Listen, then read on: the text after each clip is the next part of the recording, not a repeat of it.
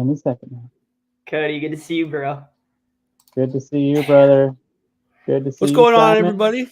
Simon Says Crypto here with Bman from the crew and Cody from Money Paradise. Gentlemen, thanks for joining me on this awesome Independence Day. How are you guys? Cody? I got my coffee flowing through my veins, so I'm feeling fantastic. It's been a great morning so far. Glad to be here. I've got this unknown random like energy drink that actually Venom. Yeah, and I It just probably is Venom. yeah, that's what I was thinking, bro. That's what I was thinking. That's whew. Well, B-Man, are you? Is it one of those where you're like, dang, I spent $5 on this, so I'm gonna finish this, but this is rough.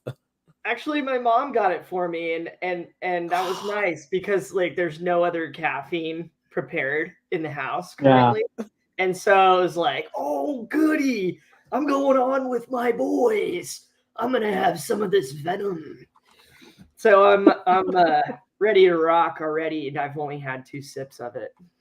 Beautiful. Wow. Hey everybody, Becky, I just want to send you a ton of love. I have been thinking about you. Yes, Becky. I have been doing some energy work on you. All I want is for our legend, our other legend, Granny Legend, to get up and running again. So it looks like she's doing okay, taking the cautious moves there. But Becky, yeah, we love you. We love you. On my channel, the Dip Toe, the crew. You are a pivotal You're a pivotal audience member.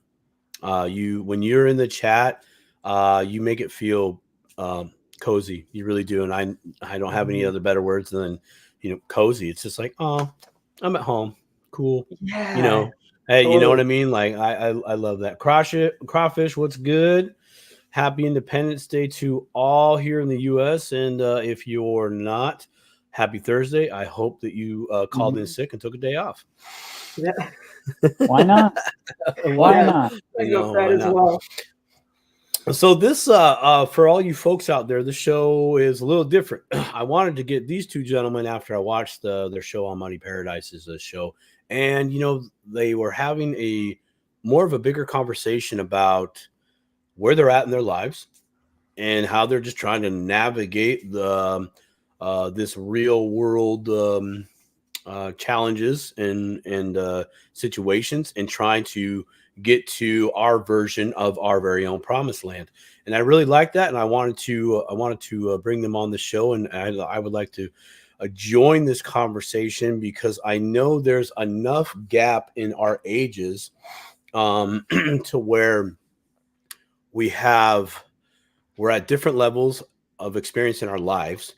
We're actually probably meeting definitely different challenges in comparison to when I was that age, but yet we're all within this nice gap of a 10-year threshold, give or take, that we're kind of one decade moving together. But, usually the person at the front of that decade, that'd probably be me, had different experiences meeting the same challenges, or those challenges weren't as challenging as they are for those in the rear of the decade or time. Like I hear B-Man and Money Paradise. I've talked to B-Man more on this topic, but managing your money, managing your money is a tough thing. So I kind of wanted to touch on that today and throw some gems out there for people, because dude, I've managed my money pretty well. I still want a little bit more so I could throw up Bitcoin right now or any other coins, because we had a market drop, and I'm like, oh, dang it. I can't pull the trigger yet. I set a goal and I'm sticking to it. I'm not going to deviate from my emotions right now, because that's how I've gotten in trouble all over the years. But guys, that was a really good show. Thank Thank you, Simon. Thank you. Yeah. That was a good times. Yeah, you two, both of you two have really inspired me in a way, to where I I kind of noticed as I was doing the show more and more with my dad that I do want to do other content. You know, I do want to kind of expand to the whole picture, and my dad and I do that. But the quality of friends, and like you two are brothers to me now, that just our conversations are so deep, and you know, we want to share that side of us with the crew, and with Simon Says Crypto, and with Dipito and Money Paradise, and there's something very connective about doing that, you know, getting into life and getting into family and getting into savings. I don't know how much you've gotten to talk to Simon about it, Cody, but Simon's got some really neat tools. He's always got some aces up his sleeve. Just ideas, you know. Those sleeves today, ladies and gentlemen, it's straight magic. It's straight magic. Yep. And so I'm excited I'm going to ask you some questions too, Simon, and open you up. Tell us a little bit about your show, Cody, and I'm just so proud of what you've done, and I've been with you kind of since the beginning of it, and I'm a huge fan. Just kind of what you're doing over there, and maybe some ideas for other stuff you want to do, stuff you're really proud of so far. Yeah. First of all, appreciate you guys for bringing me onto this. This is I'm really feeling grateful right now, you know, to talk with you guys, and just kind of really put all of our messages out there, you know, to the community as a whole. But my channel, I definitely see it as something that's very therapeutic for myself, as well as anyone else that's going through a similar situation. And you know, the more and more I talk to people, the more I see that a lot of us are going through the same stuff. You know, financially, spiritually, we're all getting challenged and tested, and we're dealing with our own struggles in our own ways. So me putting out the videos that I've put out lately, it's definitely been my own personal healing and therapy. But it's also been very very exciting, you know, because I do like to talk about crypto, you know, with you guys and with others as much as possible. And so being able to put my take on things, my spin on what I'm seeing in this space, I definitely enjoy being able to put that stuff out for the community to view and enjoy. And it's been good. It's been good, and I can't wait to keep putting some more of that crypto focused content as we're navigating this bull run. It's exciting times, definitely exciting times, and I'm grateful to be a part of it. Yeah, I would agree with that 100%. Me too. 100% grateful to be in this digital asset space. I mean, back when I first started participating, it was literally within that same thought process that the thought was, I need to start taking my taking responsibility of my financial future. That not just the present, not just the I paid my bills, not just the hey, I'm setting money aside. You know, I mean, that was a good first like step, and accountability, and knowing what's coming. That was like a really good first step, and I would argue a long first step, to be quite honest, because you know, I would a number of times I would write my budget down on paper, but I would always forget little stuff, or I wouldn't be disciplined in writing down, hey, I actually spent like an extra $50, $60 during the week on coffee or vape juice or whatever, anything like that. I mean, those were the two big ones that I saw. But then I started noticing other little things like, oh, sure, I'll get you this, or oh yeah, no problem. Family man stuff. Yeah, you got to eat. Okay, here you go. Boop. And I wouldn't, that money went to food, but it wasn't in my food budget. It was those things that were just, the fluidity of life and the life experience that was really hard to come to terms with. Of, hey, I budgeted all my money here. There it goes. So, so I decided that, I'm going to invest. I'm going to build my little empire, that I can, whatever that is, right? But I made that choice, and I had my reasons for that choice, and some of them are very common. I want my family to be good, and it was like, well, what's good? I'm like, actually, if I left today, then I want to know that there's something still there that they can either continue to grow or cash out, move on, and go whatever direction they want with their lives, because it's their life, right? If I'm gonna leave, per se, not by choice, by divine intervention, he calleth me home. But nonetheless, it was like, oh my gosh, dude, I know I want to build for me to enjoy while I'm here. But on the day that I go, it's good enough, if not better, for them to take over and for them to do the same thing that I just got done doing. So I started getting into precious metals and crypto literally the same week, because I was researching a little bit of both. Precious metals had more literature out there, and cryptos at the time, oh man, it was hard to find info. Dude, you guys got it so easy right now. You really do, as far as the availability of info. But it can be too much too. It can be very, very overwhelming.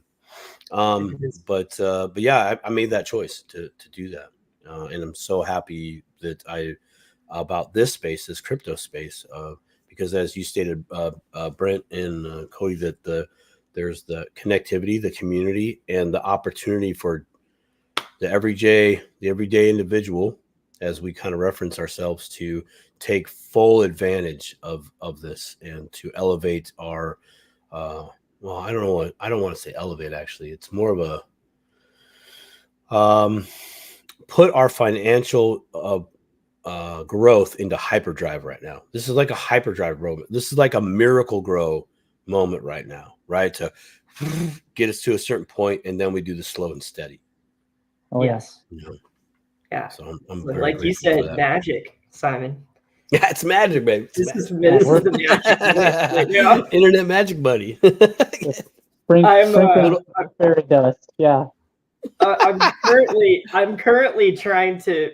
My coworkers are starting to slowly ask me about it because they know I do the YouTube channel, and this is what we talk about, and and I just share that.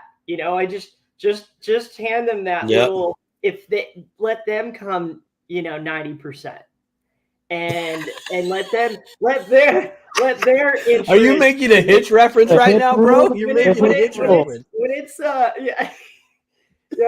in any type of relationship in life. Gotcha. You've got to let them chase, man. You can't just go 100% all the way. You got to let them chase. I'm finding that's just so much more effective with things of this nature, because I too, Simon, I've lived pretty much my whole life financially to really enjoy and appreciate this human experience.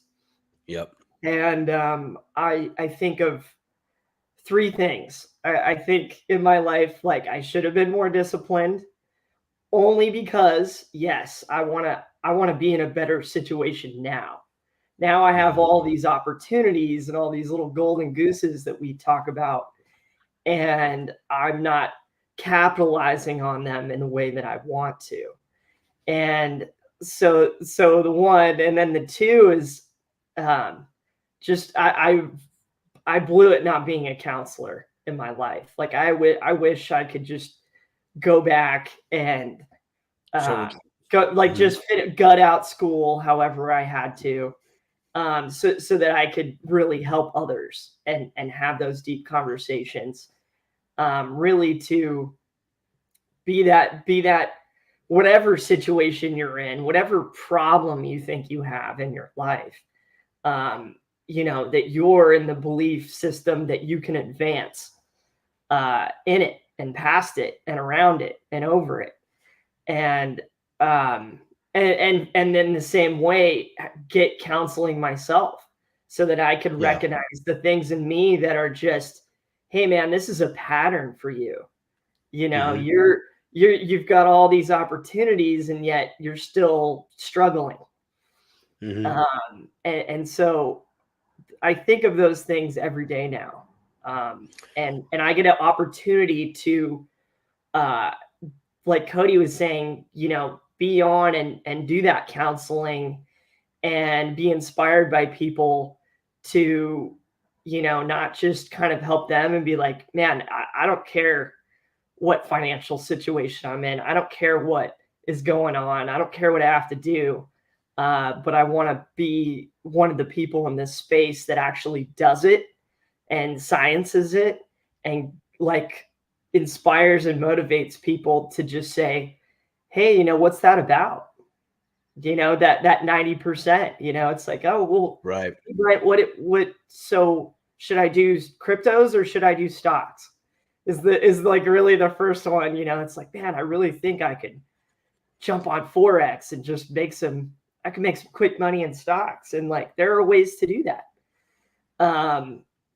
That is not my specialty by any means. You need to talk to somebody like my dad. So I give them the gold nuggets that I've acquired this whole time in crypto, which has been my big investment, portfolio and strategy. And, like you said, Simon, it's it can be very overwhelming, to just jump in on YouTube even and start looking up crypto. You can go 1,000 different rabbit holes. And so I just try to bring, I told both of you, but once upon a time, it's like 6 months ago, I wrote just understanding how blockchain works on one piece of paper so that I could take all those little jewels and I can just be like, here you go. Just understand this concept, wrap your head around it. Let's talk tomorrow. And, no, that's good. Yeah. That's just trying to evolve that now, because I think we're talking about all this adoption that's coming. There's a lot of people that aren't in. There's a lot of people that were the three of us were at. Let's 5-10 can years we touch on that? What are on the okay? A lot of people aren't in, and let's go back in time for both of you, and I'll share mine too. I did actually share a little bit about it, but where were you at before you got in? What was your life like? I guess I'd say financially, because it's that financial component that, in my opinion, really bogs us down, and we don't even know it, right? We don't even know it, right? So Money Paradise, I'm gonna start with you. Sure. Your situation, I mean, without whatever you're comfortable with, of course, but just where were you before you really you found crypto and were like, yes, this is an avenue that I feel like I should really explore. So where were you before that? And then what light did you see with crypto? Let's start there, and then we'll go to Brent. Same question. Yeah. No, I can open up about that. I'm pretty transparent about my story on how I got into this space. Before I even really started exploring cryptocurrency as a whole, I was in a really stagnant, fearful place in my life. I was pretty terrified of money, to be honest. I was in a a stable job. I mean, I got a really decent paycheck, every couple of weeks. I had really good benefits. Really didn't have to work too hard to kind of maintain my status in the company, so it was really just no real reason, no real motivation to do more than what I was currently doing, you know what I mean? And Right. with everything that was going on in my life at the time, I had um, just gotten married. Um, we were planning our future together, and in that planning, that's where that fear really started to build up inside of me, that anxiety of how am I going to pay for all this, all these things that we want to do in our lives? How am I going to financially provide for my family? Because we were talking about having kids and having a house and cars and vacations and all that, and all these negative thoughts in my head is like, I don't know how I'm going to do that with the job I have now. Right. And so then I started pushing myself in my career to get the next promotion, impress my boss, work hard, Right. stay late, come early. Logical next steps to try to fix your Yeah, future I problem. was really overexerting myself to achieve that status in my mind of like, okay, now I have the means to pay for that lifestyle that me and my wife planned out for ourselves. Sure. Right. But it was at a great cost. I was dealing with a lot of health issues back then, panic attacks, um, crazy anxiety every day, heart issues, blood pressure, like high blood pressure, like everything under the sun. And I realized how stuck I was, even though I was working as hard as I could in that job and trying to get the next promotion and climb the ladder. I wasn't making any headway towards our goals.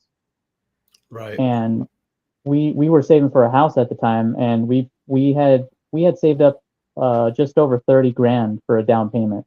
Whew. And God, that's some hard work, bro. That is some hard work. I do. I tip my hat to you. Yeah, Man. we were doing the Dave Ramsey thing, so we were budgeting a lot and using the envelope system for everything, every little thing. I love the envelope system. It kept us honest for a lot of situations, and sure.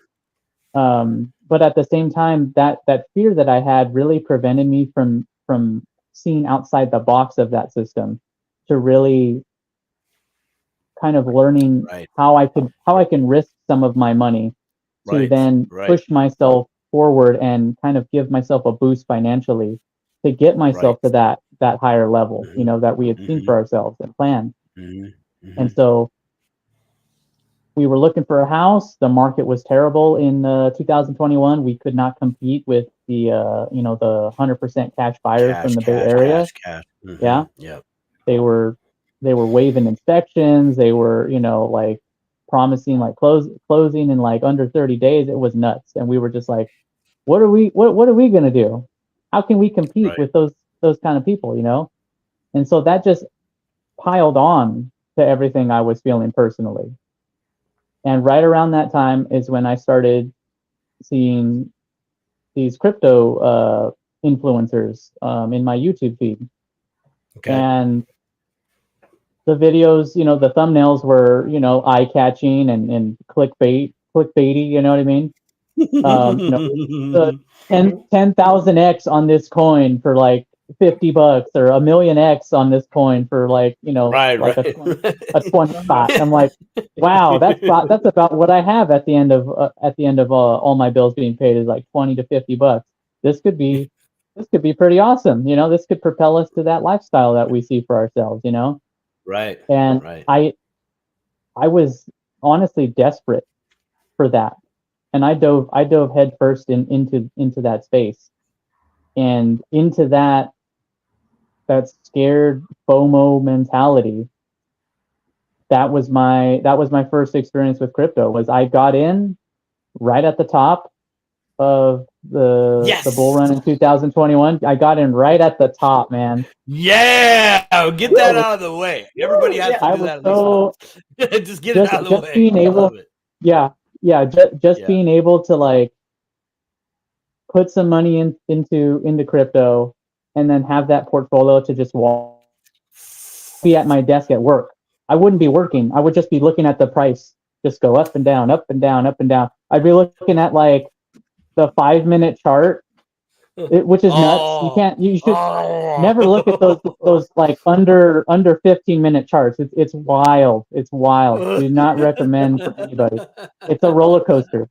It's not for the faint of heart, right? But I didn't know anything about technical analysis or how to zoom out on a chart to really kind of see the bigger picture, Bigger picture. And so I was just riding the wave, the highs and the lows throughout the tail end of 2021. So then at the end of the year, that's when the market started to turn down. And then I got to ride it all the way down into the depths of the bear market. And then that was my first experience in crypto right there. That's where I think you're with about probably 60 to 70% strong of this crypto space of everybody that's done that. Now, my question to you on a side note, did you sell? Did you sell in the bear market? Did you sell? Did you liquidate? Or did you hold the whole time? At the time, I had only invested in a few coins. Okay. Which in my last my crypto portfolio view, I kind of went over that. But basically, I bought Avalanche. I bought heavy into Avalanche, and I bought a decent amount of Shiba Inu. Those were my main two coins, and then I started to kind of mess around with like the Binance coin, the BNB coin, and a couple of small little coins after that. Dang, but Shiba, man, it was Shiba at that time. Oh my gosh. Yeah. But it was like I bought it at the top and thinking it was going to keep going. That's why I'm saying. Oh my gosh, like, you wrote all the way down to like seven, like 5, 6 zeros, or is it 5 zeros and a 7? Yeah, that was. By the time everybody heard about it, it was too late. There were so many. I remember now. It's like, I need to be out ahead of this. So many of those videos had those clickbaity thumbnails with like Sheeb to $1. You know what I mean? And that was the main point for everybody, was like, if it can just get to $1, I'm a multimillionaire. It's a done deal. And that's in the back of my mind. See, and those I was thinking too. Yeah, exactly. And I'm glad you mentioned that. And thank you for sharing that. It sounds really like, as you mentioned before, Money Paradise, that we've all hit these challenges. We all go through them, but it was the writing down your dreams, making a good plan, to execute, to achieve those dreams. Recognizing where you're at, stuck, frustration, how am I going to do this, evolves your plan, right? Makes it bigger, better, and uncut. South Park reference. Yeah. And you mentioned Dave Ramsey, the envelope system. You were recognized, and I did that too. I actually love that because it finally gave me just a structure to follow, and we all need that, right? We all need that. It benefits us all. I don't know if we need it, but you need it for a time to discipline your mind to do that. And I love that, because I'd have no money in my wallet, but I had all my envelopes to where I could spend those funds, and that's great. Only to be beaten down though by one of your big goals, get a house, right? And that's like standard across the board for anybody and everybody out there, right? Get a house, right? And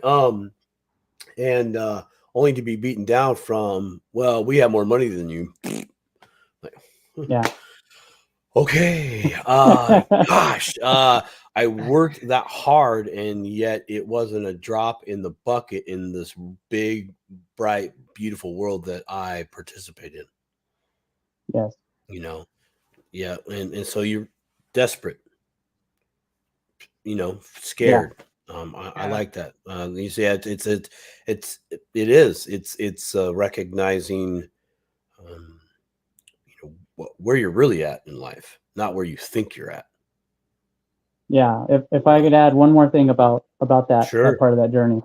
So during that time, like I said before, I was heavy into Dave Ramsey. I read all of his books. I followed his system, religiously. I got my wife on board, got some of her family on board with it too, because I was just like, this is a great way to stabilize finances and conservatively build wealth. You know what I mean? But again, Hmm. that system kept me at my job, kept me in that mentality of I can't quit, I can't get fired, I need to stay where I'm at and use the money that I can make here to do Yes. what he talked about. It wasn't Right. until I read Rich Dad Poor Dad that I almost flipped the table off my desk. I was like, I'm done with this job. I'm ready to risk it all. I'm ready to take what I'm learning and really go forward. I'm an investor. That's when I decided I'm an investor now. I'm not in this 9 to 5 desk job anymore. I'm a career investor. I'm going to be aggressive. I'm going to learn as much as I can from the people that have been through these market cycles, Uh-huh. and I'm going to go forward with a plan of action to really multiply my wealth to the status I want it to be at.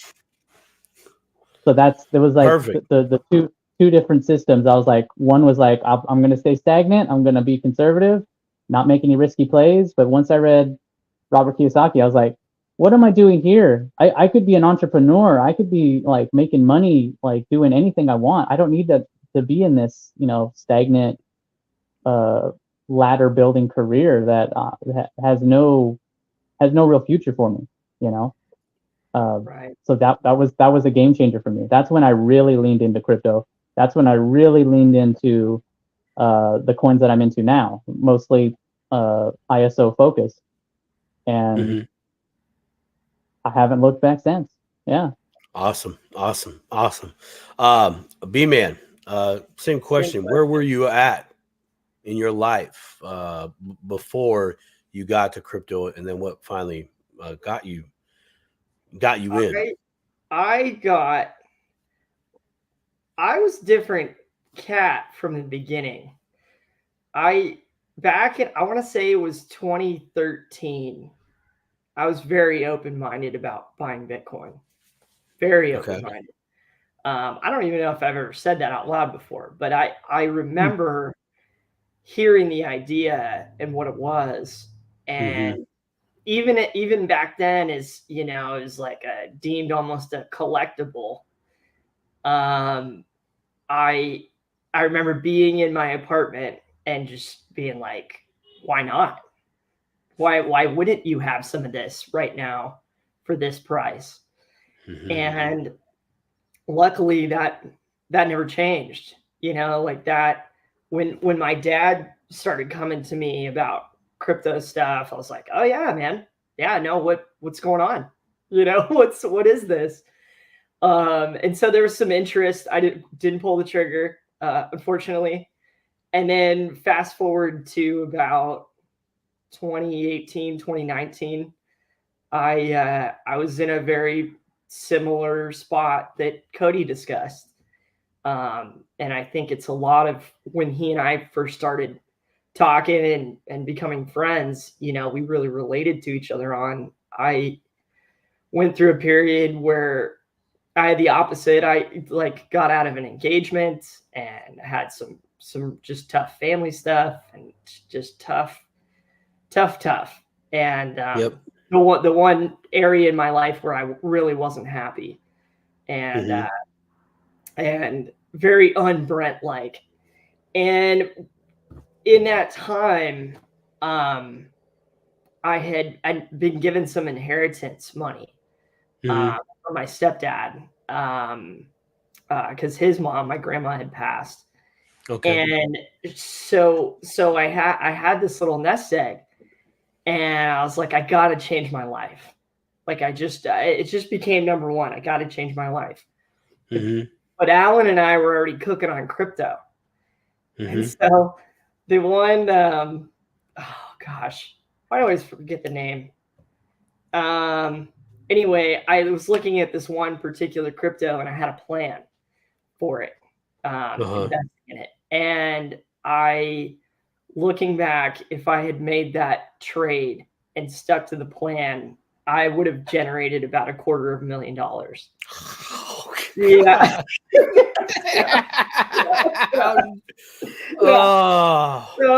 So that happened, but gentlemen and ladies out there, yeah, give them a hug, everybody. Give them a hug. What I can sit on now, what I can, look back at this period of time where I had panic attacks and I had, no financial sense, and I had that feeling that I was like, I need to change my life in a big way. Yep. I need to make big changes so that I get big results. Mm-hmm. That's why I tell everybody the story of moving to Florida, and I put myself in because I'd watched my dad do it for 25 years, like being a yacht person and what that takes, especially when you're new. Mm-hmm. And so I just made myself the guy. I literally was as hireable as anybody I know. By the end of my run, like 3 years, I still get offers for jobs, even here in California, like probably like a couple a month. And so I made myself that person. I did Ivan on Tech. So I went to like night school online, went through that course to just turn myself into a crypto-minded person. I was reading a ton of books back then, which I highly recommend everybody. If you're in a funk at all, pick up some nonfiction books that you've just been itching to read. If it's Rich Dad, Poor Dad, if it's about digital finance, if it's about, changing some patterns in your life. Like I was just pounding those books and I was getting more and more and more excited about life. And it finally spun into this golden yarn of like, I did my first boat charter on this job that I had. And I was just in tears. I was literally got back and I was in happy tears because I realized like I wasn't going to miss this healing seminar that I ended up going to. I wasn't going to not move back home and be the kind of human that I am now. Right. With all this steam and all this good energy and all like, I left in a very bad state and it was like, man, I'm going to rectify this. I'm going to come back and be this person in their lives and for myself. Mm-hmm. And so on the crypto end of it, almost immediately when I got back, Dad and I started the Staple Crew. I mean, we wrote out names. We were like, we're going to do this. We're going to do it together. The fact that he waited to do it really for me to come home is something that I don't talk to him about enough. And how much I appreciate his friendship and how much he's just bet on me, even more than he's bet on crypto. I just, I was like, we're doing this, we're doing this. And obviously that has never stopped. But through that, you still go through the roller coaster of life and finance and try to strategize. And like you talk about, like Simon introduced the letter system to me.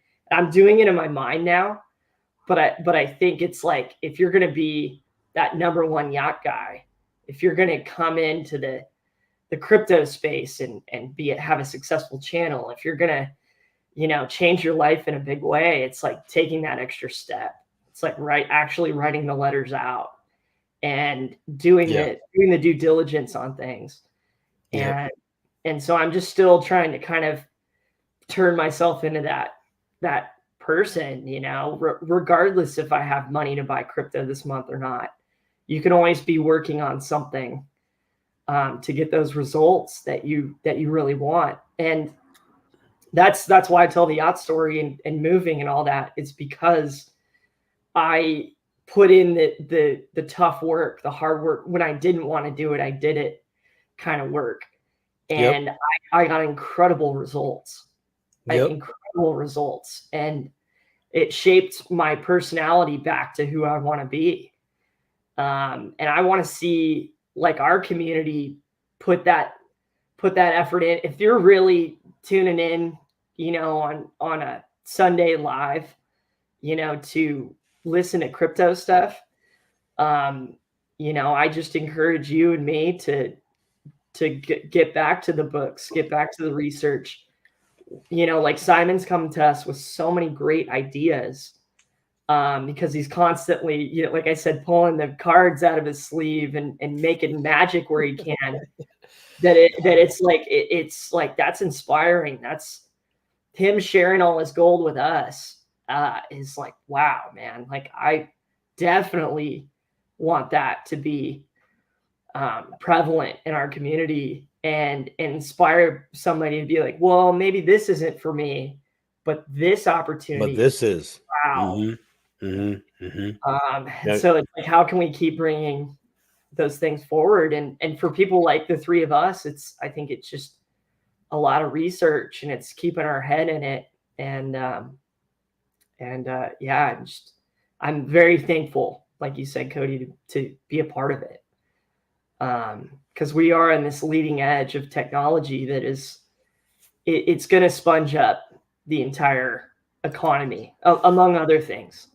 It's going to, just like I would say it with the smartphone. All of us didn't have that very long ago. And look Right. at all the tools and all the things that exist in this world. I got two.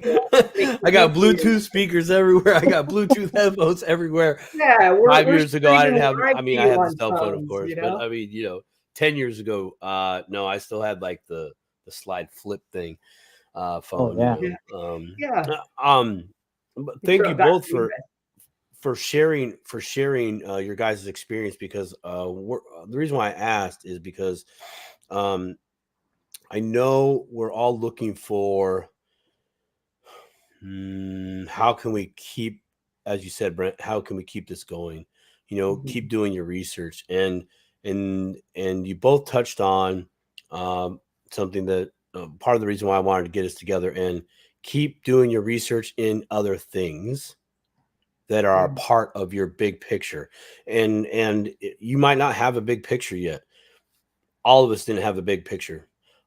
Most of us started out, when we're making our life plan, we started out with like a 3x5 note card, and we wrote 3 things on it. And then we graduated to a notepad, and then we graduated to a bigger notepad, and multiple spiral notebooks, and we just kept writing and adjusting, and finally we may have had a bigger picture when we had aha moments like Cody's talking about, Rich Dad Poor Dad, which, Cody, the 10% rule that I told you about the other day on a private phone call, it's mentioned in the Rich Dad Poor Dad book, right? The pay yourself first. They talk about that. And yeah, it's been a while. But they don't go into detail. They don't go into detail on it. They just, it's probably one of, I think, the biggest nuggets in there that gets overlooked, because there's no elaboration on that topic. But things like that, the pay yourself first. I got that from, first, my dad. He planted that seed in my head. He gave me the book, The Richest Man in Babylon. By the way, for a teenager, that's a really tough read with someone that doesn't like to read, because it's a compilation of short stories that the principles within that book just keeps being reiterated in different perspectives of life, which is, again, another reason why I was trying to bring us 3 together, because I think us being in the crypto space, we want to go bigger picture. And I think if we share in real time our experiences, not just with crypto, but the other components of our life that we're money or finances and planning is involved to achieve the things we want to achieve. The the big stuff, the materialistic stuff, the life experience stuff, the when I'm gone, you know, things. Um, I definitely recommend reading Rich Dad Poor Dad and The Richest Man in Babylon multiple times. And if you don't like to read, just get the Audible. That's how I do it, really, because I get to rewind and go back, rewind and go back. What they say, what they say, what they say. If that's your jam, stick to it. Recognize your strength and how you like to consume content, and then find a happy medium. My story is about the same. I was always trying to get ahead, master my money, master my money. Even if I had a low paying job, I should still be able to come out ahead some way because other people are doing it. And one of those things that I did not do because I had trapped myself, and that was living below my means. And arguably that's so hard to do nowadays. I would say, even now for myself and where I'm at, I've trapped myself. I wanted a house. I could do it, meaning I could spend all my money, right? Not taking account for like, no, don't spend all your money. Like, don't do that. You're robbing yourself. And I've figured that out now, and I still continue to make it work. But through all those challenges that I faced in my journey, I have always found a solution. Brent, you're saying I keep giving you guys gems and nuggets, and it's kind of like, well, yeah, because I hit a wall. I hit a wall, and I had to come up with something super creative to get me over the wall. Because I was like, dude, you're really not looking down the lane to find the bumps in the road. Like you don't do this. So you need to start doing this at the same time, dealing with the bump that's in front of you. But one of those strategies, and I'll drop it off right here now, is I'll drop it off right here now. Here you go. Beep, beep.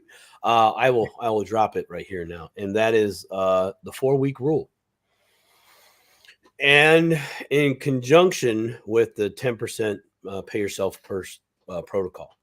So for those of you that don't know, and I'm sure hey, 6 viewers in here, much love to y'all watching the show. The 10% rule is that whenever you get money, you take 10% of that money and you set it aside to build your future estate. Now, you might have a 401k, you might have pensions, you might already have retirement plans coming out of your check. That's great. That's somebody else doing it. But you need, and I do say need, to take that 10% and set it aside. Start doing that, because you're doing something more than just saving. You're saving with purpose. You also might have a Dave Ramsey emergency fund. Great. That's a whole, might still be 10% of your funds, but that you're allocating to emergencies. Hey, someone came through my neighborhood and popped all my tires. Thanks, guys. Well, that's going to cost you about $1,000. Cool. Well, I have that money there. And what do you do? As Dave Ramsey said, and anybody else says, pay it back. Infinite banking concept will tell you to pay yourself back plus interest, just like if you use a credit card, but I'm not going to go down that road. The 4-week rule is this. And this is how I came about it. I live my life by 4 weeks at a time in a financial sense. My budget is based on 4 weeks. And the reason why I did that is I was doing my budget, and I would always have, why are some months more than others? Well, dummy, because some months have more days than others. It's like, yeah, I know that. By the way, this is an internal conversation I'm having with myself. So I said, okay, what's my hardest month? February. That's right. 28 days. Every 4 years, you get 29. So I was like, cool, 28 days. And it was in this moment. that I was like, cool, I have every month's got 28 days. We're good. Done. That's it. That's the protocol. That way I know that I'm going to be able to meet my obligations every month based off of February. February is my tightest month, but if I base all my budget on that, then I'm good. Well, as I started counting up how many 4-week periods I had in a year, to my surprise for a moment, and then it dawned on me, oh yeah, this is not new information to the global mass in our history of an existence. There are 13 28-day periods within a 12-month cycle. Anybody seen the 13th Warrior, Antonio Banderas? Unfortunately not. I love that movie. It's old school. I love that movie. Oh, okay, so I when need they're to own, so I when don't own they're it on DVD, but yeah. oh, I have it, dude. I told Bman, you got to watch it. It's classic. Got it. Yeah, it's Antonio Banderas goes full Viking, which is kind of interesting in his own life. but it was good. I was surprised that I was like, oh, all right, man, this ain't bad. This is cool. I mean, I can watch this. Anyways, they're choosing the warriors, right?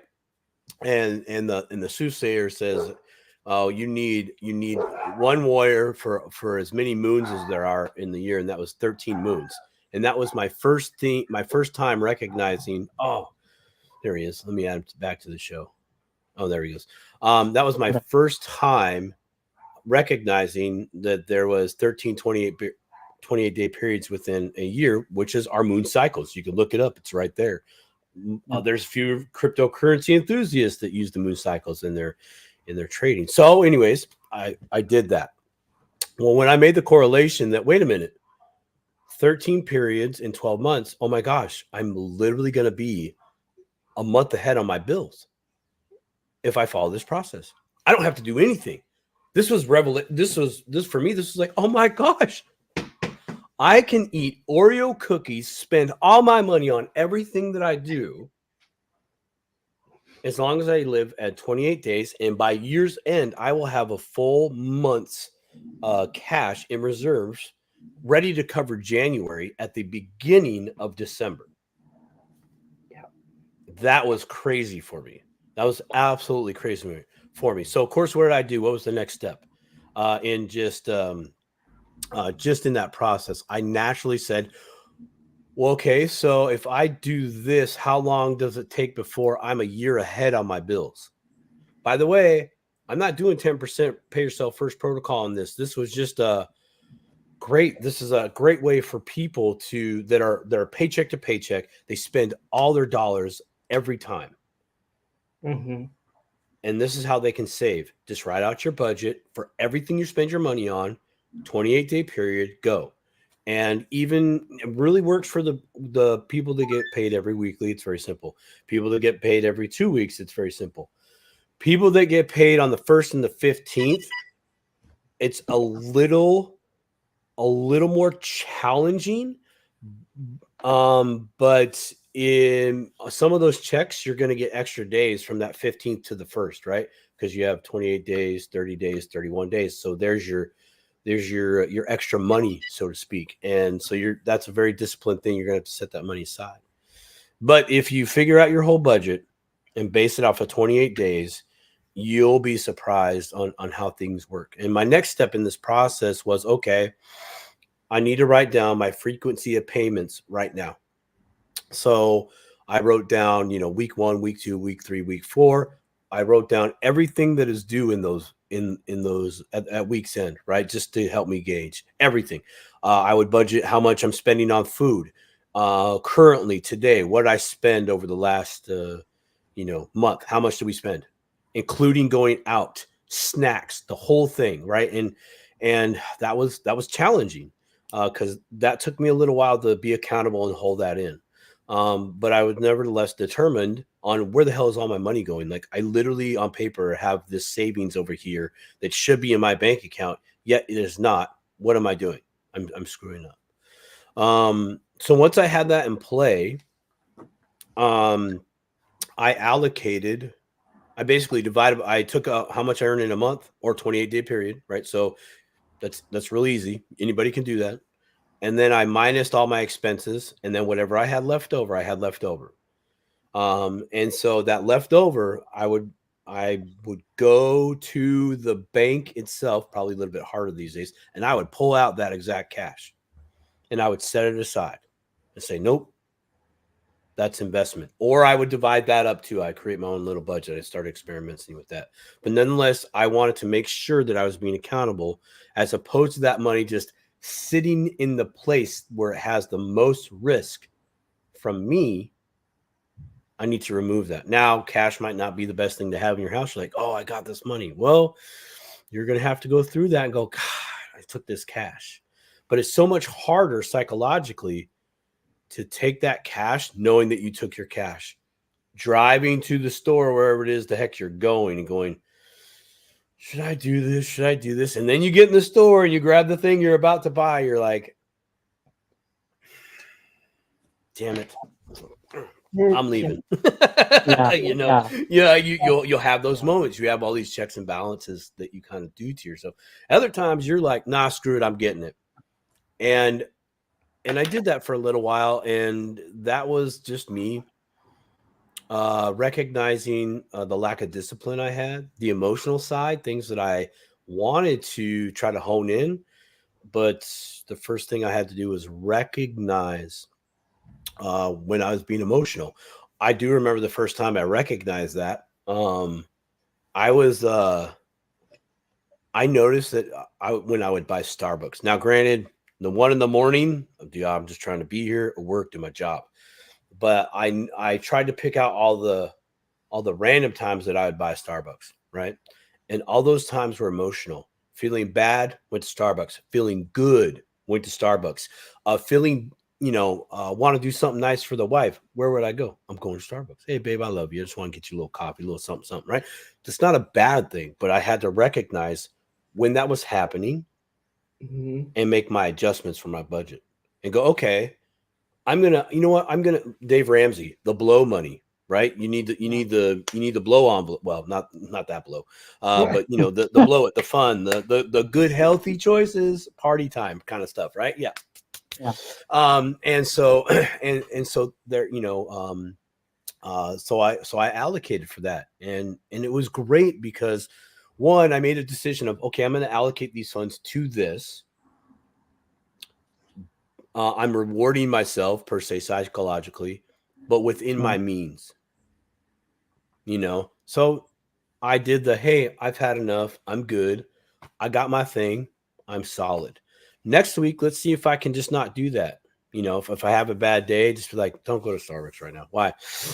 If you're going to spend your money on something, then feel good. If you're feeling bad, do not spend your money. Let's just try that.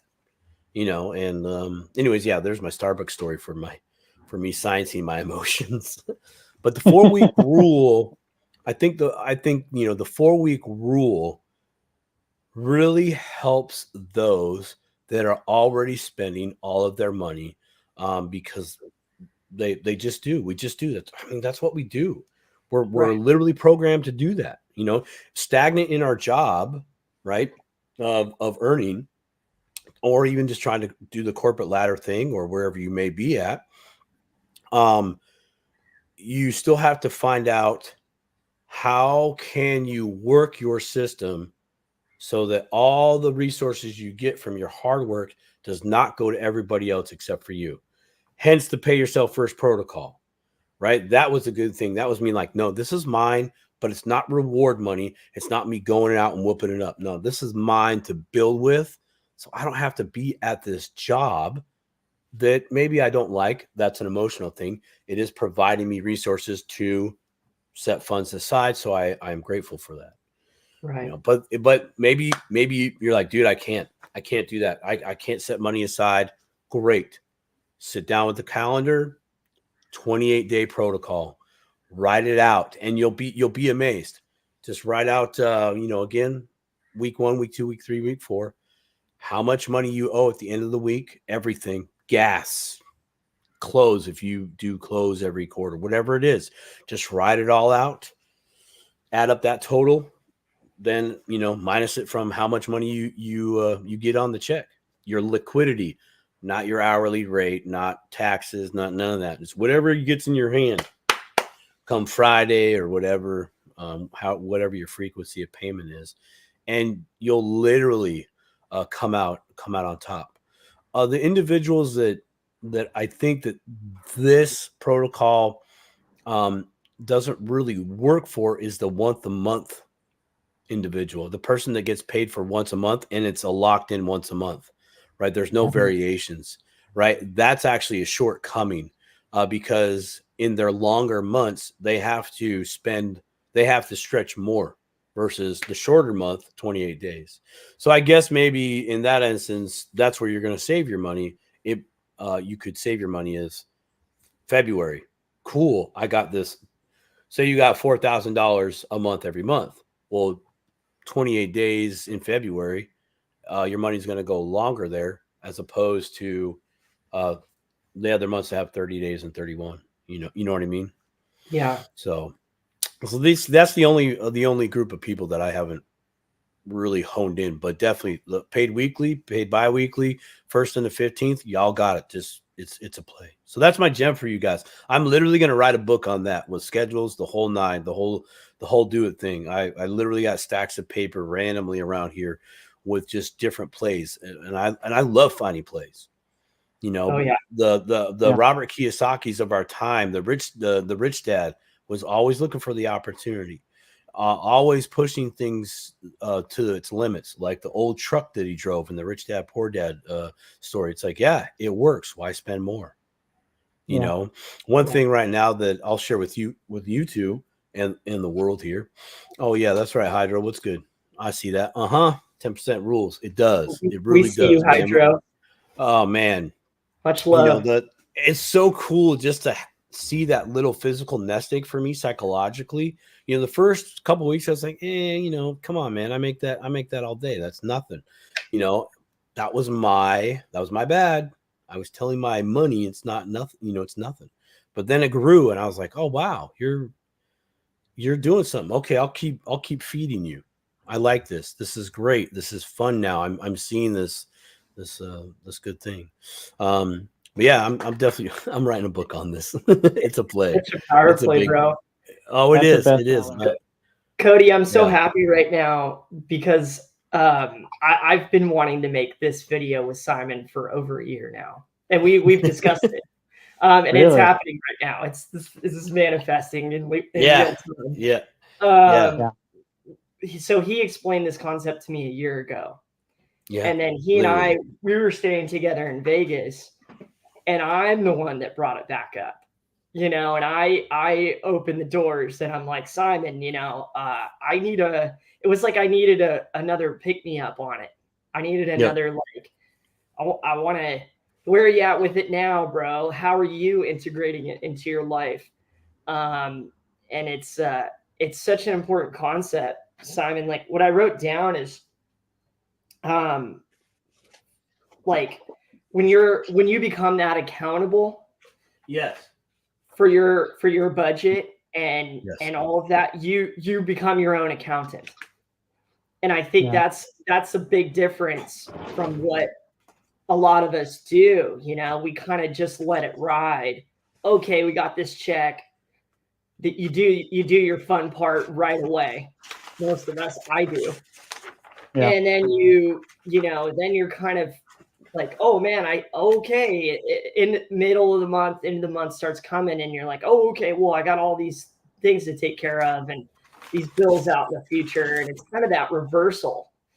It's like turning it onto its own head and being like, be so diligent about this right now to give myself an advantage down the road. Like I was just reading, guys, the cost of goods, like the same 4th of July stuff that us Americans buy up is now 5% more cost than it was last year. Yep. So it's like, we that's just one example of so many where we're all like, man, when you think about money and investing and as much as we do, it's like we see that trap, that economic trap of like in the future, not just inflation, but everything else rises with it. The difficulty of getting into real estate, you know, in people our generation, you know, in the last decade, like Cody was talking about, it's just brutal, you know. And you get to the end of the decade and you're like, dude, I never bought a house. I didn't save a lot. I didn't. And now the cost of everything is so much more. So to give yourself that advantage at the end, you know, and to have due diligence. That was huge. That was so huge.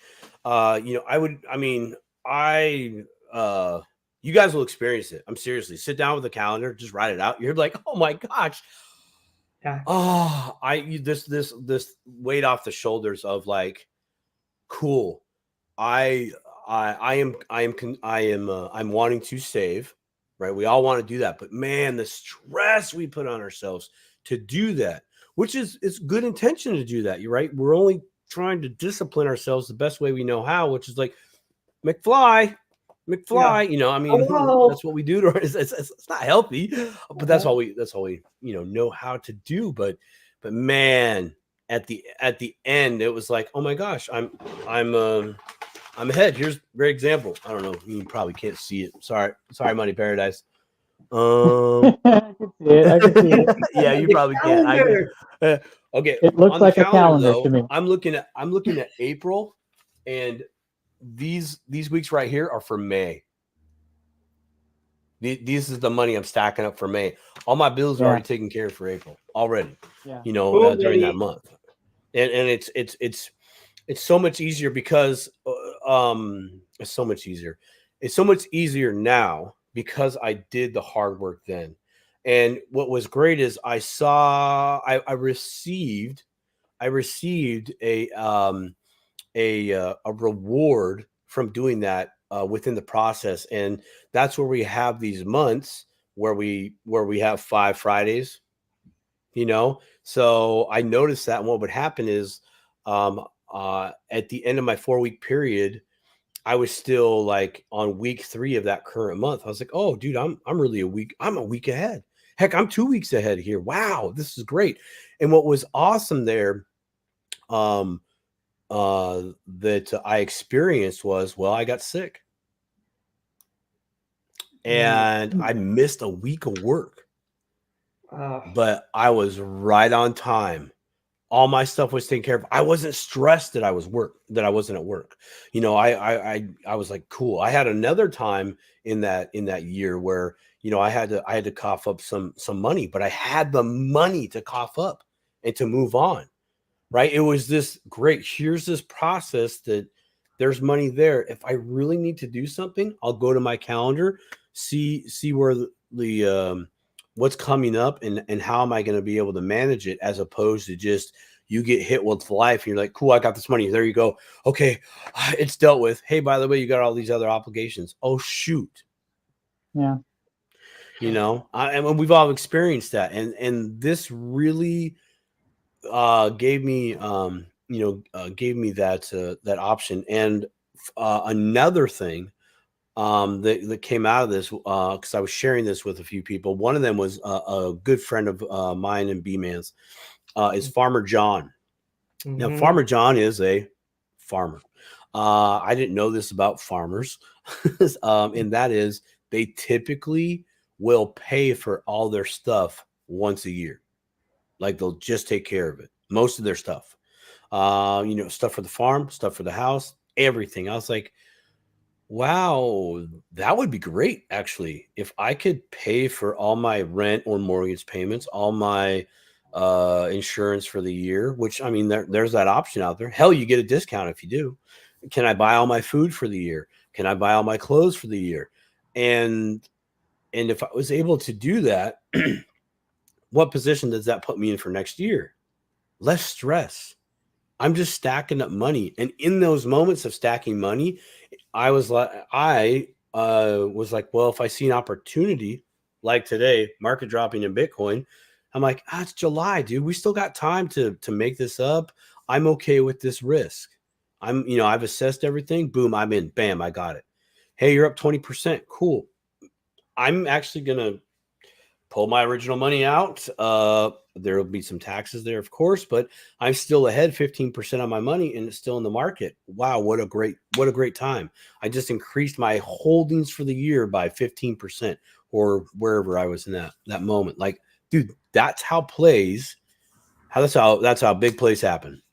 Yeah. Is that, and it all comes back down to a system, multiple systems, and going through like Money Paradise. You went through Dave Ramsey, not bad. It helps to get your footing there, man. There's structure there, but then having the realization of Rich Dad Poor Dad, you're like, wait, what am I doing, man? Maybe I'm wasting my time here. I could actually be doing some bigger, better things, but you wouldn't have been able to do that if you didn't do those other things, right? If you didn't have your system in play, if you didn't have your self-discipline, at least at some marginal level, right? And that's why I want to keep this conversation going over time, man, and keep sharing with that, because this is bigger picture stuff. I want to talk about bigger picture. Crypto is definitely involved, but how are we going to navigate this to keep on moving? Crypto's doing something different. What else are we getting into? Infinite banking concept, what else? Where am I going with that? What's that look like? Those types of things. Yeah. So the 4-week rule, 10% protocol.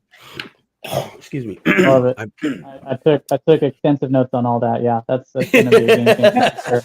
Yeah, it's 100%. you know what? For someone that has a hourly job, hourly wage, it really honestly works very well. Even the salary individuals, you got a baseline, boom, you got it. Car, home, life insurance once a year, absolutely. Yeah, it's awesome. The business owners, though, little harder time to navigate that, because you're subservient to your market. Little different, but most of us aren't financially successful business owners at this moment. We will be, but not right now. So even at Money Paradise, what's one of the things you do to earn some money? Oh, all right. Yeah, let's get into that. Let's go down. Let's go. I'll give us another 20 minutes, because I want to talk about this. I know there can be the hourly job, but what else are you doing to earn money? Okay.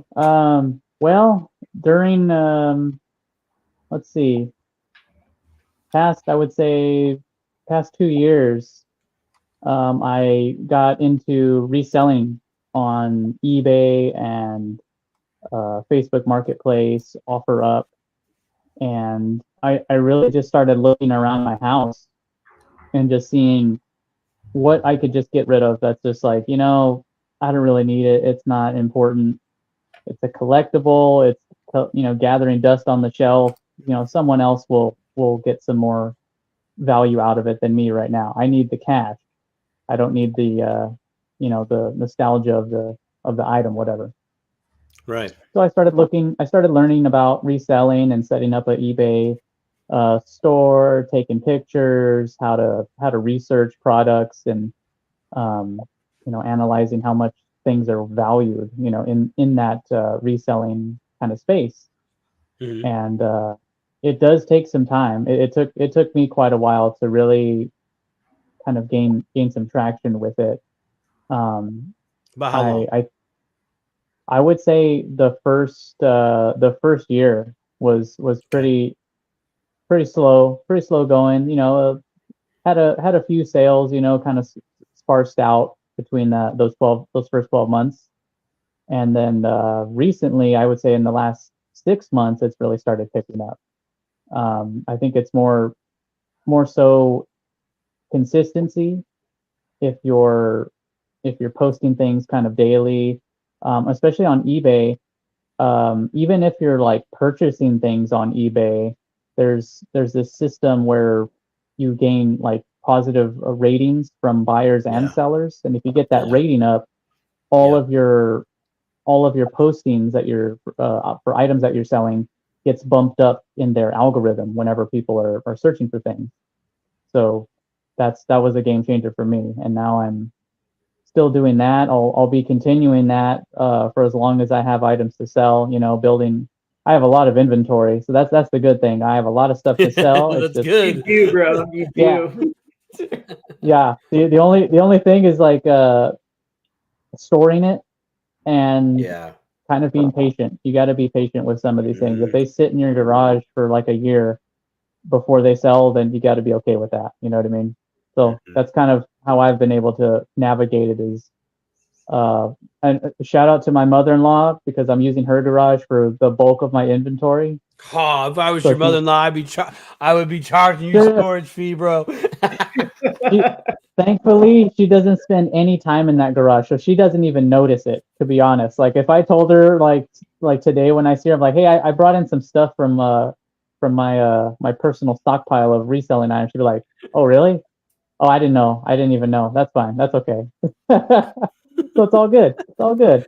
I'm in her good graces, so I'll Good, do good. whatever I You can better to stay there stay in right that. now. You're getting a Yeah, discount. yeah. Whatever I can do. That's right. That's cool. That's cool. Now, Money Paradise. I know I've personally reached out to you to get that personal education from you. Is that something that you would be interested in doing on a semi-frequent basis? Is just coming up with a basic blueprint to show individuals how to kind of get started with that at a very, I think, at a very non-hyped level, right? I'm more of Yeah, after for myself. That's why I reached out to you on that topic.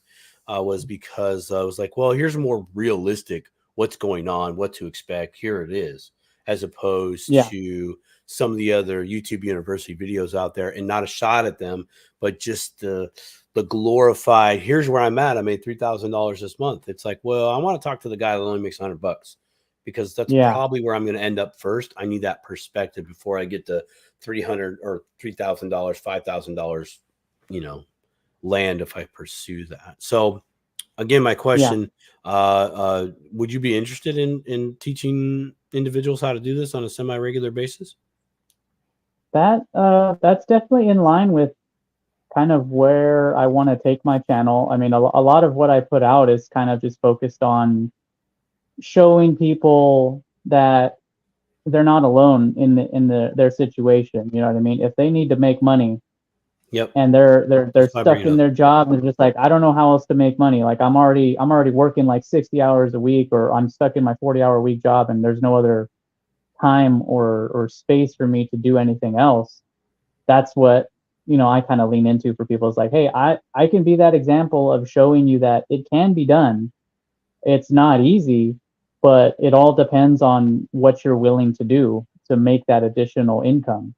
And Right. so it's definitely something I'm interested in. I would definitely have to put some time into kind of formulating how I would go about it. But I don't think it would be too difficult to start out with a couple of basic kind of videos, tutorials, just to get people acclimated to something like that, like a side hustle. I mean, I'd even make a video on going to the recycling plant and cashing in your soda cans. I mean, that's an easy video right there, and You know also an what, easy man? way to make money. That's an That's easy way to make it. money for me. It is, man. You should do Yeah, that. Do it. there's there's Recycling. there's money everywhere. There. Yeah, Money Yeah. Paradise saying there's money over there. Huh? Absolutely. In the gutter at Walmart, wherever there's money to be made. Well, Walmart, the clearance aisle. I always check there. I've always Yeah, me kind too. of, my wife's been on that game for a while, but she typically looks for something we can use for the home. And she's like, oh, well, the seasons, like a, umbrella for the table outside, on our deck. Yeah. Like, like they're $50 right now. I know they're on sale, but I'm like, how about 30? Can we get one for $30, please? I'm Yeah. good with I $30, free free tip free tip for anyone starting out right now. Start looking for Christmas stuff. It's Yeah, the dead of summer. It's a heat wave across the continent. Nobody's it even is. thinking about Christmas right now. They're just thinking about a nice cold beverage or some relief from this heat. They're not even Right. thinking about buying an inflatable snowman or a Christmas Huh? story mug. You know what I mean? So those things are cheap. You can buy those things right now, and come Christmas time, make a real good profit. Awesome. Yeah, yeah, you garage don't sales. want to be buying a cooler right now. You want to be buying Christmas No, trees. you wanted to buy the cooler during Christmas. Yeah. You know, Yeah, at the yeah. estate sale. That's right. Yeah. Exactly.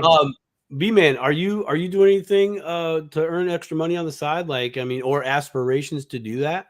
Yeah. We could get into my nightlife on the streets. We could discuss my quarterly pilgrimage to Baton Rouge to gamble offshore. We could you know what popped into my head, guys, when you brought that up was I got my notes out from when Cody and I did our video. Uh-huh. I wrote down the difference between a good bet versus the future. And Right. I'm trying to do two things right now. And I know this isn't kind of side hustle-ish, but No. It's whatever. roll with me. It's Yeah. what we talk about, right, is price and value.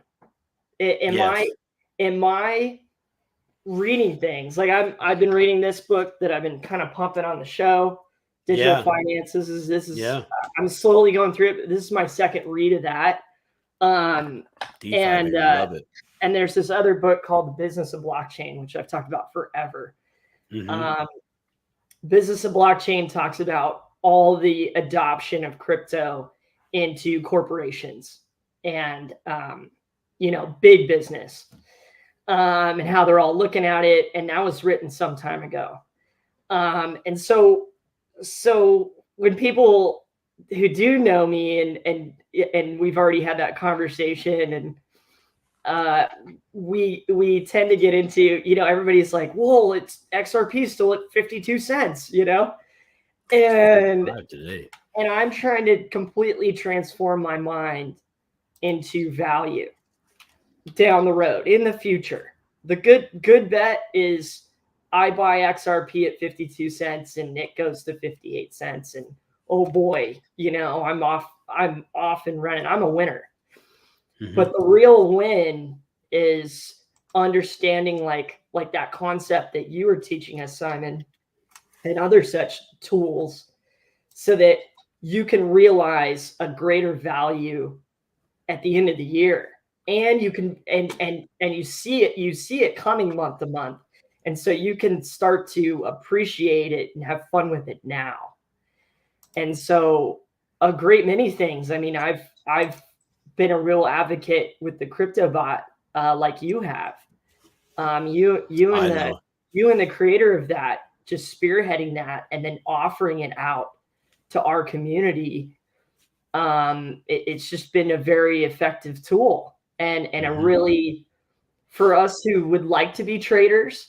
And if a lot of people on the show, everybody in the chat knows this, but Simon does, I think, a really great job in a bunch of different types of videos. And one of those that I always love to click on, and you did one, I want to say it was like 5-6 days ago, was just about big picture technical analysis. It wasn't looking day to day. It was like looking this long-term past and long-term future projections. And it's like the part two is like, how do I build my imagination and stay on that edge to where as these corporations, as government, as people come into this adoption, how is that going to change the old financial instruments and tools? The terminology. I'm just trying to understand the terminology now of, I'm not Alan. Like, Alan's been doing this for 40 years. Like, I'm trying to get what, I need to understand the bonds markets. I need to understand what's happening with global financial trade. I need to understand, all these different things, so that when these tools start to morph and change, we can all kind of be like, oh, well, this is that. And this is changing to this. And we see it coming. So like that kind of, it's not a side hustle now, but it's kind of this. No, you're prepping yourself. When you talk to big picture people like my dad and you guys and, you know, all day long, it starts to become that. It's like, where do I see value in this? So I'm not talking to people about price ever. I'm talking to them about the fundamentals of what is and what is going to happen and how it's changing and how it's going to get there. You know, trying to put those pieces together and the alignment of, okay, well, if this is going to do that, then let's get out ahead of it. Let's get it now. Let's understand it now. And so I'm just trying to kind of recommit myself to that study, to that focus. As we all are sitting on little bags of crypto and all that, you know, it's like, how do we really capitalize on all the different areas that it's going to touch? That's why I love this digital finance book. It's like, I'm glad you're talking about this, dude. Like, real deal. Thank you for bringing this topic up, and price versus value, right? And this is an illusion that's in front of us, right? It really is. Okay. The price number on the screen is, that's our associated value. Okay. Well, that is a different way of thinking, and we're really evolving ourselves away from that to actual value. Like, you know, how valuable is a hammer? I always bring up the hammer thing, you know, and I'm like, what are you talking about? I'm like, okay, well, I'm telling you, when you need a hammer to hammer something in, it's very valuable because you're building something. So how valuable is the hammer? Right. Yeah. So, you know, and that's more of a utility thing, but tell you what, that hammer, if it's on my floor and someone comes in my house that's not supposed to be there, suddenly it's a self-defense weapon. You know, a hammer can also be a door stopper, keep my door open. You know, it could be it could be used in a number of different ways, of course, to the traditional sense. But how much, if I have a hammer, how much monetary value does that bring into my life? And that's just the monetary. The hammer was $3, but what the hammer can do, and I am talking about a hammer from Harbor Freight, by the way. That's why it's $3. But but still, it's like I've made, that was a key component in me, you know, making my paycheck at my day job.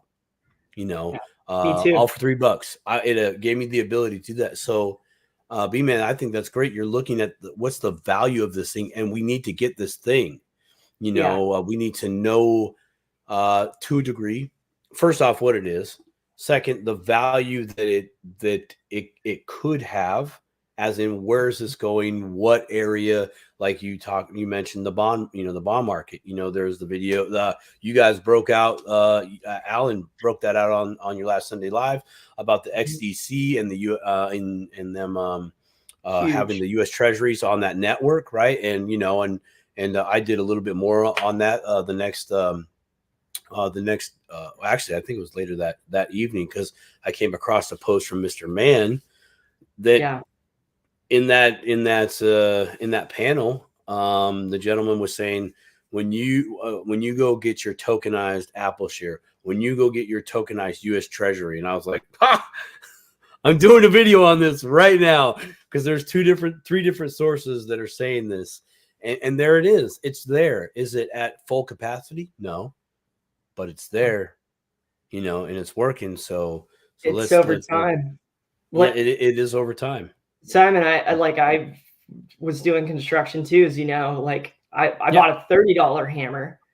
Yeah, not bad investment. And I've earned thousands and thousands of dollars with it because of the hammer. Yeah, over time. Yeah, and it's, you know, to have that kind of vision for it at the time, you're like, oh man, I'm really springing $35 or whatever it was for this hammer, and it's not the was that a hard purchase? You're thinking about the price and not the value of the tool. Exactly. And that's everything in this space. It's everything to just try to get that. And like, I have not been a good saver in my life.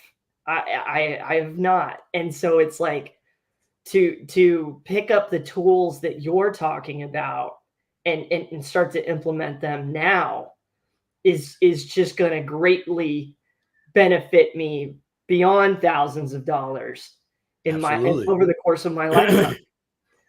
And with crypto, we're talking about XTC and the treasury, and we're talking about XRP and the Swift system, and we're talking about Bitcoin and the globe, like it being this trade vehicle for the entire world, and it's like just a storage of value. And it's like, man, those are going to be incredible utilities. They're incredible tools.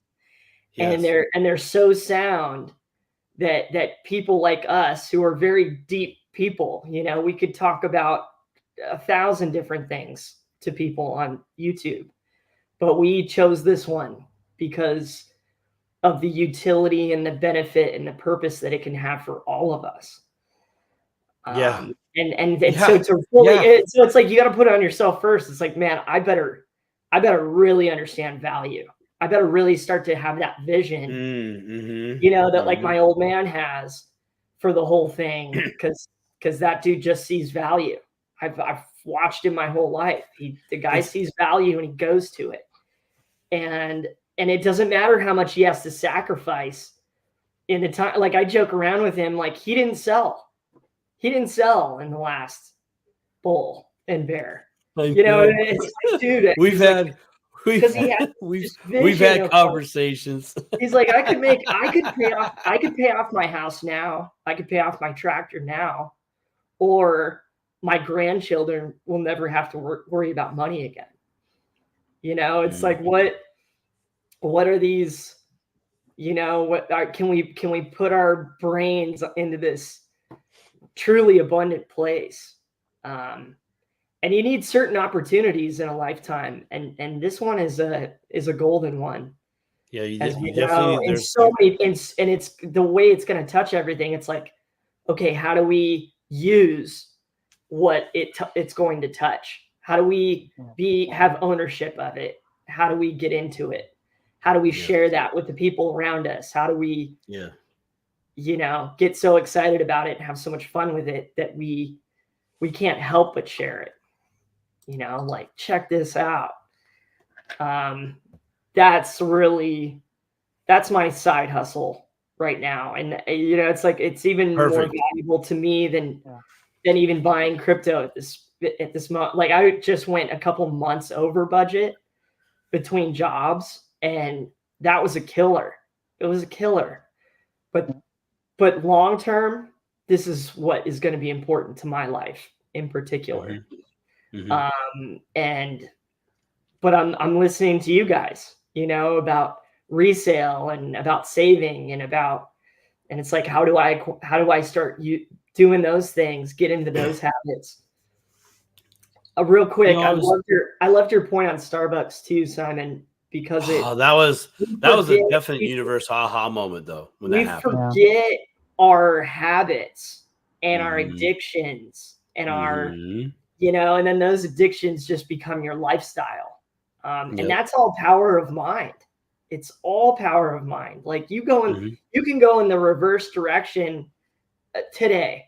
Be like, okay, I get Starbucks every day because I'm addicted to caffeine, or I'm addicted to sugar, or I just like doing it for myself. We'll just go back to, I like doing it for myself, but I'm going to make it a treat. I'm going to make it a end of the month, bills are paid. This is my treat. And then you end up not getting it for a month, and then you realize you don't need it at all. And how much money, you kind of cringe at it a little bit, like, save in that one thing. How much of your health can you save in that one thing? Exactly. That's value. That's like value over price and cost. It's like, how is this really going to benefit me completely, universally? 100%. Yep, 100%. And when you really start, when you're able to see those things, and I do mean able, right? Most of us don't see it right away, or if at all, depending on what's going on in your life. But when we're able to see that, when we see just one value on a specific thing, a price versus utility, that's kind of a big thing. That's a long conversation. But when you get the value and you can see value, suddenly you can see more value as opposed to price. Because if the price was irrelevant in this thing, then the price is irrelevant in all things given the right circumstances or what have you. $30 hammer, $25,000 a year, right? You know, are able to achieve $25,000 a year because you had $30 hammer, right? You know, and that's it. That's a good perspective on the crypto space. You know, 45 cent XRP as of right now. You know, $100,000 business venture because of XRP, right? And I leveraged it and did DeFi and other things, right? But if you didn't have the XRP, there is no DeFi, there is no holding, there is no leveraging, there is no AMMs. There's none of that. You have to have the hammer, right? You have to have the cash flow to do the 4-week rule. You have to have cash coming to you to even implement 10% protocol via the richest man in Babylon. By the way, thank you, SBF. Thanks for stopping by today. SBF, what's up, brother? Yes, this is Sam Baker Fried telling me richest man in Babylon. Anyways, but it's true. I mean, that, you know, what's interesting, like, okay, richest man in Babylon. I'm going to touch on value. Rich Man in Babylon, Rich Dad Poor Dad, Dave Ramsey, Nelson Nash, all these individuals. Alex Hormozy, shout out to Hormozy Nation. I love Alex Hormozy, dude. He's fire. He is probably our generation's. Well, he's our generation's freaking Robert Kiyosaki and more. Right? He's just the 5th gen, 6th gen kind of a thing. But he's awesome. He says he breaks things down in an amazing way. Even his books that he has, there's so much value in those things for the small price that you pay for those items. Like if Money Paradise created a blueprint, you know, a get you started blueprint for $200 a month, and he would be there for you semi on demand. How much value is that going to bring? That knowledge that he's helping to instill upon you, so you can have a successful side hustle. How much, you know, if Bman shares this experience of, hey, I'm reading this book, this is why, because I see value here and I need to know these things. Holy crap, that was free, except for my time to listen. But I didn't have to pay Bman, you know, $30, $50, $100, you know, to get his perspective. Value. You know, it's what can the thing do? BlackRock understands value. Fidelity understands value. You know, these companies understand an asset, and an asset is, hey, I got this thing. Now, how can I leverage it? How can I make the thing a hammer, bring in more cash flow, increase the cash flow, so I can go get more assets and so on and so forth. Exactly. Yeah, there's that value is really where it's at, and I'm so glad you brought that up, dude, because it's something that we just don't understand. Just being the everyday person, you know, managing money and understanding value are probably a good big picture lifetime study. You know, as you progress through your lives.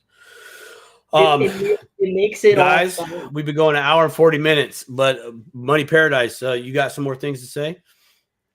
Yeah, just kind of to add on to everything. I think the other aspect of all that is also the mental game. Getting your mindset right. Really mindset, 100%. Really taking care of your household. You know what I mean? And that's just thinking of in terms of your relationships.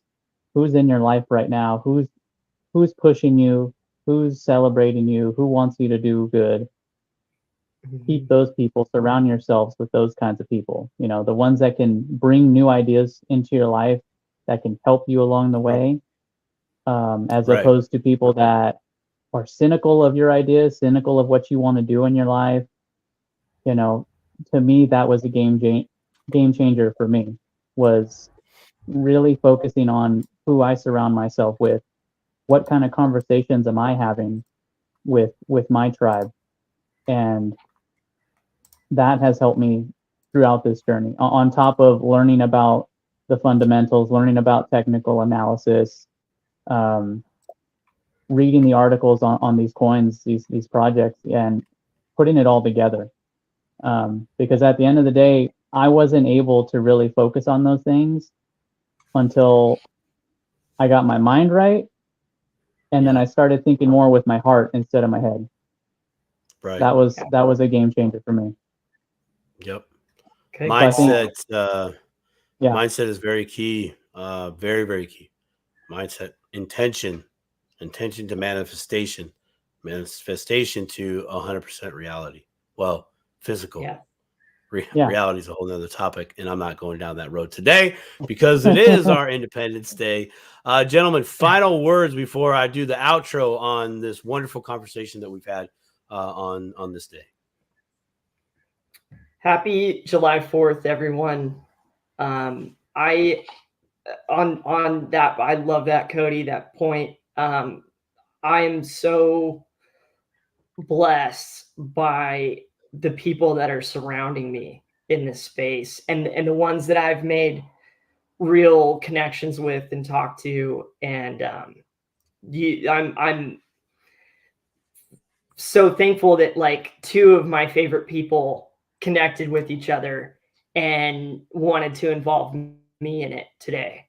You know, like I'm humbled. You know, I couldn't be happier just to talk to these two today, let alone be able to co-create and to, you know, really open up about the space that we're in, and what we're trying to do and how we're trying to do it for ourselves, and how we would love to share all those things and give you all the opportunities that we have. And I know the three of us are called to do that. That is ingrained in who we are. I know that from our conversations privately. And so we're just going to keep going. If either of you two ever need anything, I'm going to go out of my way to help you. And I want you to always know that. You two are for life for me.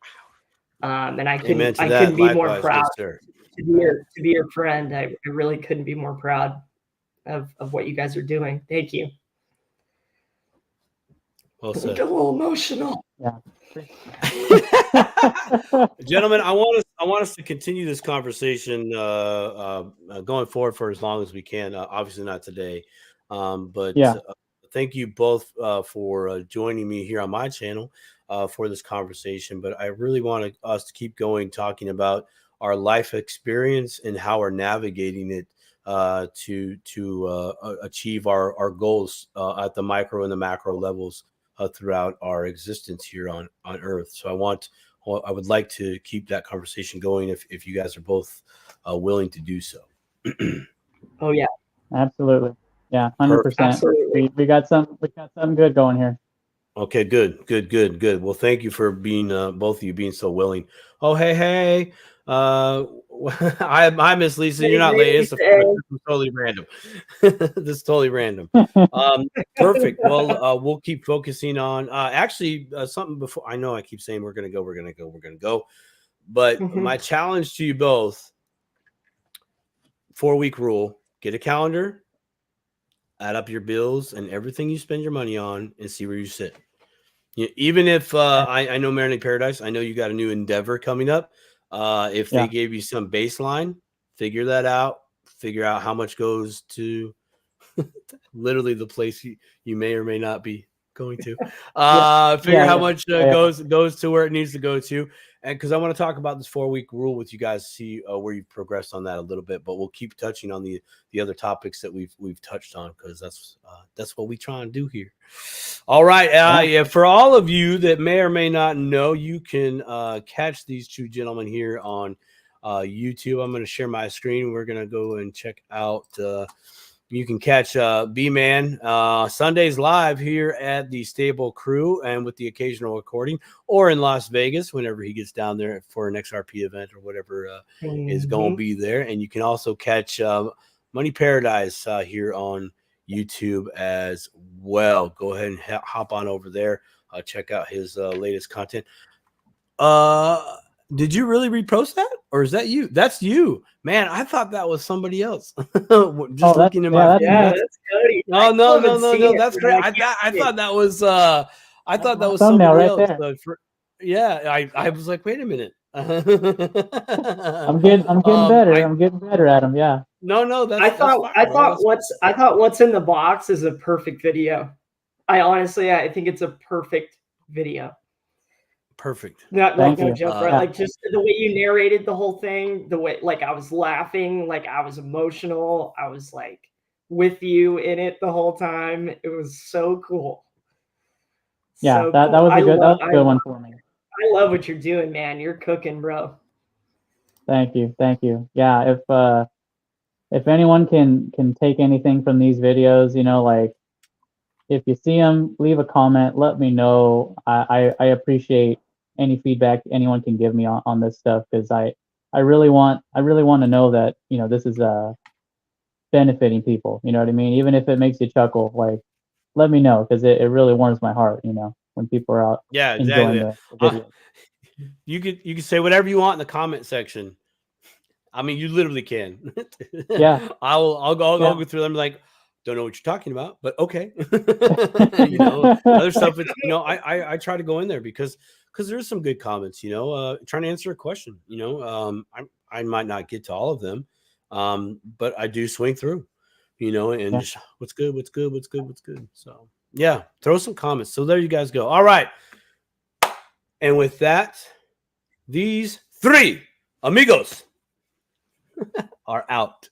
Y'all be good. Take care. Love you guys. Happy 4th. Love you guys.